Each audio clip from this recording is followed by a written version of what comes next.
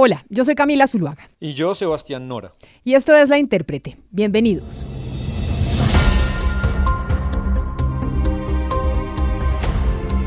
Hoy en La Intérprete vamos a hablar del Acuerdo de Escazú. ¿Y por qué del Acuerdo de Escazú? Porque los cierres de las legislaturas son días de mucha tensión, reproches, decepciones y escándalos. Son sesiones en las que mueren en la orilla proyectos que llevaban meses sobreviviendo o se hunden por jugadas de las mayorías. En esta última semana en Colombia, el gobierno del presidente Iván Duque forzó su maquinaria para aprobar la reforma a la Procuraduría, la reforma a la justicia y la cadena perpetua para violadores de niños. Por otro lado, le soltó la mano a proyectos que en teoría, Sebastián, eran de su interés y en los que había empeñado su palabra, el de especialidad agraria, que tiene origen en el Acuerdo de Paz, y la ratificación del Acuerdo de Escazú, que es el tema de nuestro episodio de hoy. Y es que esto, Camila, sí fue muy curioso, ¿no? Matar, pues, dos hijos de uno, que son estos dos proyectos de los que usted habla. Este último, el del Acuerdo de Escazú, causó una molestia pues fenomenal, Camila, en todo el sector ambiental y académico del país, porque se trataba de un compromiso adquirido después del paro nacional o del primer gran paro nacional en noviembre del 2019. Iván Duque, después, al poco tiempo, en diciembre de ese año, imagínese, Camila, el escenario, la llevó a ese momento, organizó en Palacio un gran evento con varias personalidades del país y organizaciones ambientales, las más importantes del país, y se comprometió en Palacio, en un discurso que duró más o menos 20 minutos, en darle vida a este acuerdo.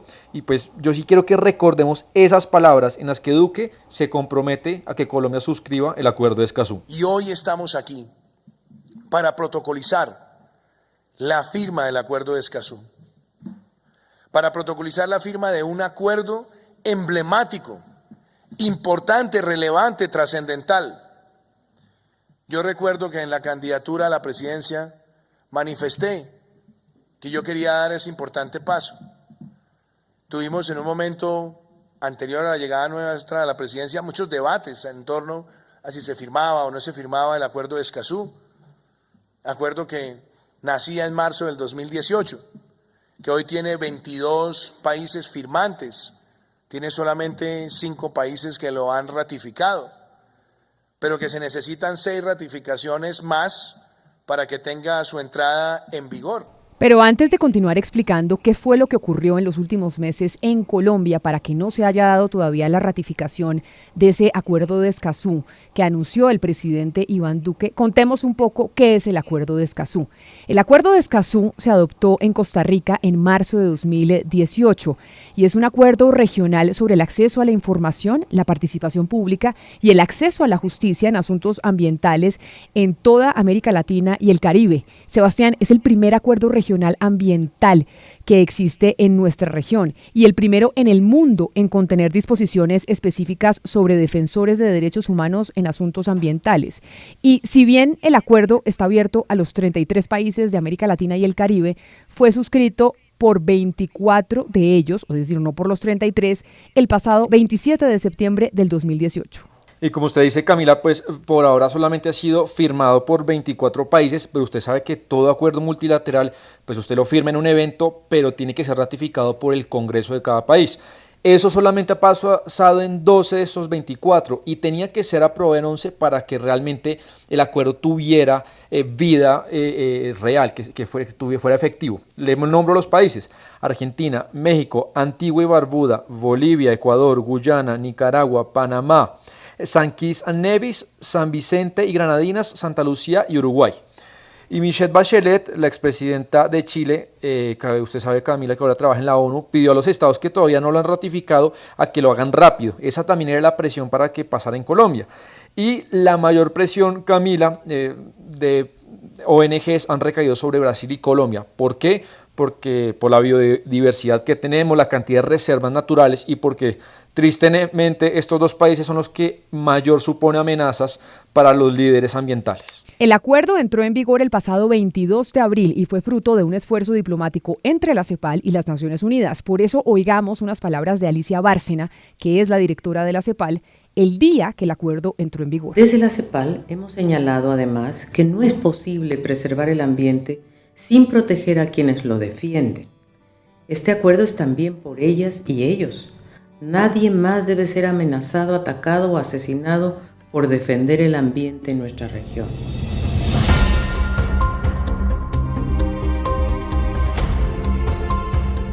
Por eso, Camila, sí es curioso y bueno, también decepcionante que tras un compromiso público que adquirió Duque y un año después de que la ratificación del tratado fuera llevado al Congreso con mensaje de urgencia del gobierno, o sea, con mensaje de urgencia, pues se haya hundido y ni siquiera se haya podido superar los primeros debates en las comisiones pues que tienen que discutir este tema. Al final, las personas, pues muchas personas y organizaciones quedan con la sensación que fueron instrumentalizadas para transmitir anuncios o proyectar una imagen, pero que al final del día pues no se concretaron. Y lo que también es curioso, Sebastián, es que el presidente en su discurso ante la Asamblea número 75 de las Naciones Unidas en septiembre del 2020 le dedicó 7 de sus 15 minutos que tenía para dar un discurso a hablar de temas ambientales y de la diversidad que tiene Colombia, y de hecho hizo hincapié en la importancia de los acuerdos multilaterales en temas ambientales. Escuchemos a Duque. La pérdida acelerada de la biodiversidad es actualmente una de las grandes problemáticas mundiales.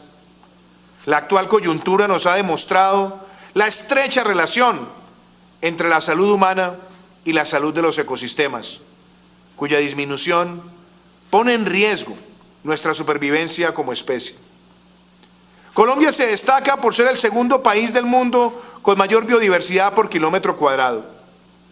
Tiene la fortuna de contar con el 50% de los páramos del planeta, en medio de un territorio en el que el 30% corresponde a selva amazónica. Y después, Camila, en diciembre de ese año, en una entrevista en El Tiempo, el presidente volvió a recalcar pues su intención sí de ratificar el Acuerdo de Escazú y un poco lo que siempre dice, que Colombia sea una referencia en la región de transición energética, entre otras cosas.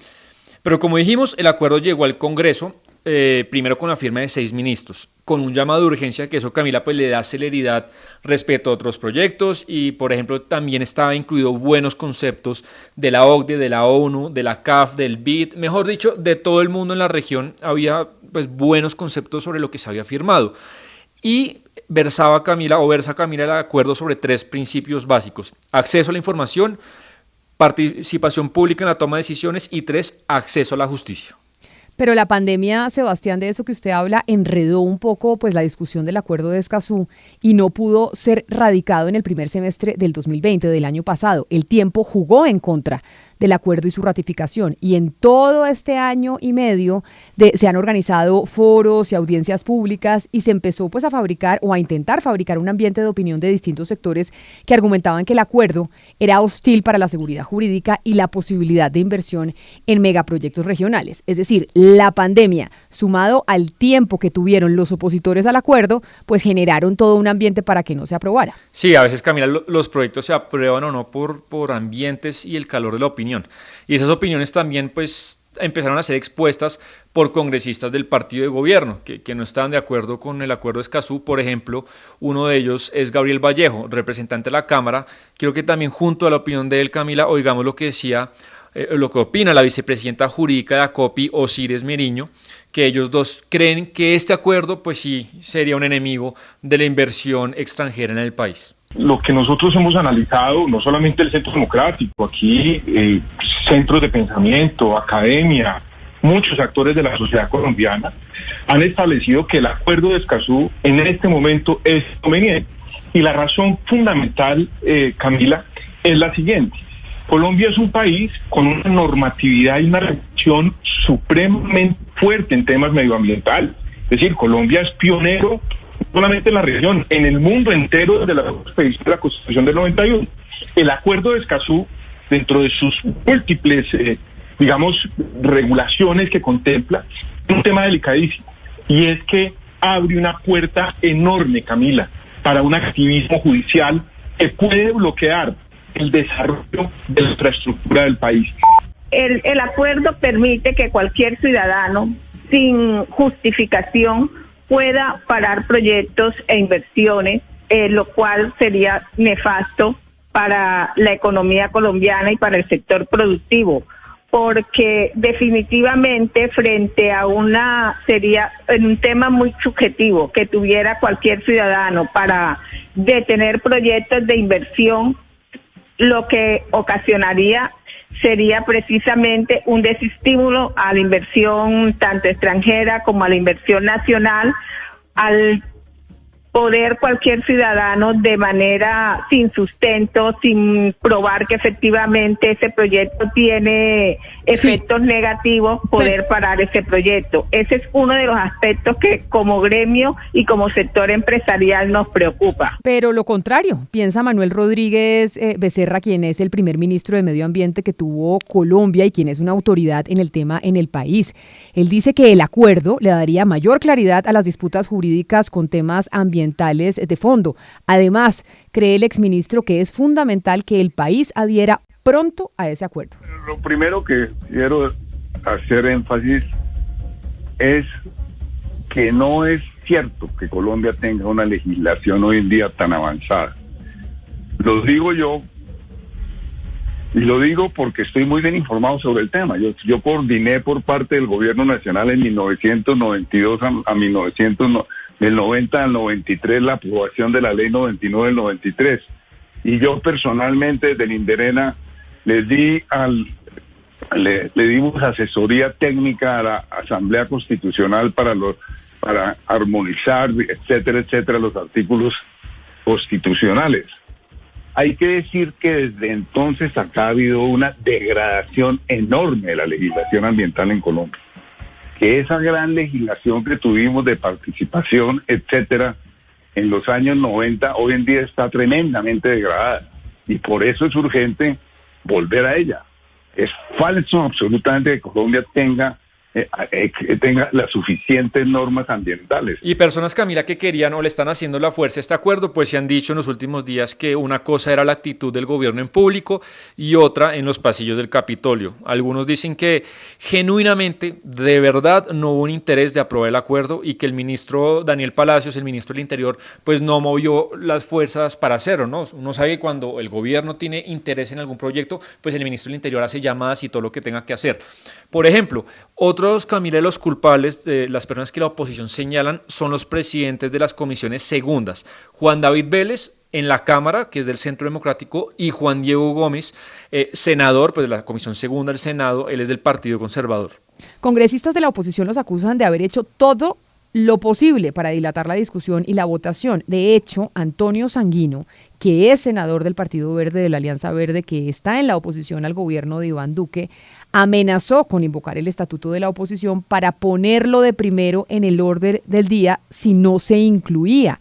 De hecho, eso se hizo la última semana de la legislatura, la última semana de Congreso. Pero escuchemos directamente lo que dijo el senador de la Alianza Verde, Antonio Sanguino. Una estrategia de saboteo desplegó la coalición del gobierno del presidente Iván Duque en el Congreso de la República y particularmente en las comisiones segundas de Senado y Cámara para evitar la aprobación del acuerdo de Escazú. Y eso que dice Sanguino, Camila, fue una de las muchas piedras que hubo en el camino en estos últimos días para que se aprobaran el primer y el tercer debate en comisiones conjuntas, porque cuando se hace con llamado de urgencia se puede votar al tiempo en comisiones conjuntas, pues el acuerdo de Escazú. Pero fíjese, Camila, que hay una particularidad. Por ley, cuando son votaciones en comisiones conjuntas, pues le corresponde a la presidencia de la comisión del Senado, en este caso el señor Gómez del Partido Conservador, es él el que tiene que hacer la citación. Pero él solo la hizo, oiga bien, a miembros de su comisión. Entonces imagínense, donde sí se hubiera, para que la gente lo entienda, donde sí se hubiera aprobado el acuerdo de Escazú, esto hubiera sido un vicio en el trámite, un vicio de forma, entonces no hubiera podido avalarse pues el acuerdo de Escazú. Entonces, pues algunos sí lo interpretan, Camila, como jugaditas o como mañas o como trampas para que pues no se pudiera votar el acuerdo. Mire, Sebastián, es cierto que el presidente Duque, como además lo escuchamos en este episodio de hoy de La Intérprete, pues desde un principio en su gobierno ha planteado la importancia de la agenda ambiental. A pesar de que la oposición lo critica mucho porque no se ha visto sobre el papel realmente, sobre la mesa, sobre las actuaciones que tenga como prioridad el tema ambiental. En el caso de Escazú, el presidente sí quería, pero los empresarios se opusieron radicalmente. Y ahí el presidente básicamente quedó atado de manos porque no tiene maniobra en el Congreso de la República, porque no tiene cómo mover el acuerdo de Escazú. y dijo, aquí yo mejor ni me meto a pesar de haberme comprometido, porque los empresarios, los gremios, los sectores que son muy cercanos a congresistas que les financian sus campañas, empezaron a moverse con todo el lobby. Y las ONG hoy en día y la sociedad civil tienen una capacidad de lobby importante, pero todavía no equiparan a los gremios económicos. Y yo sí tengo la tesis, Sebastián Nora, que si el presidente Duque hubiera repartido ríos de mermelada en el Congreso de la República para aprobar el acuerdo de Escazú, por más mermelada que hubiera repartido, el Congreso no lo hubiera aprobado. Claro, y también, Camila, es que cada gobierno tiene sus prioridades y al final el que terminó quedando muy mal es Duque, por más de que genuinamente quería suscribirlo. Yo sí creo, Camila, que en esta discusión pues a los empresarios también hay que incluirlos. No niego que no haya habido lobby, por supuesto, pero es que hay regiones del país, le voy a poner un caso, por ejemplo, que yo un poco conozco, el caso del Magdalena, que es un departamento riquísimo en biodiversidad, que es hermoso, pero en el que hacer proyectos es muy complicado, porque es muy difícil la discusión ambiental, porque hay muchas trabas y porque yo creo que de alguna manera todos los sectores involucrados se tienen que poner de acuerdo para que, por un lado, se pueda proteger al país, pero por otro lado, pues invertir y hacer proyectos de turismo no sea pues una cosa de 20 años. Entonces yo creo que todo el mundo tiene que estar acá incluido para que pues no siga lo que acaba de pasar, que ni se suscribió el acuerdo de Escazú, ni tampoco hay la seguridad jurídica que el doctor Rodríguez, por ejemplo, ahorita nos comentaba. Se acaba este periodo del Congreso y no se ratificó el acuerdo de Escazú. Hay quienes están solicitando que se ratifique en el último periodo que le queda al presidente Duque. Parece muy difícil, pero bueno, los ambientalistas lo último que quieren perder es la esperanza.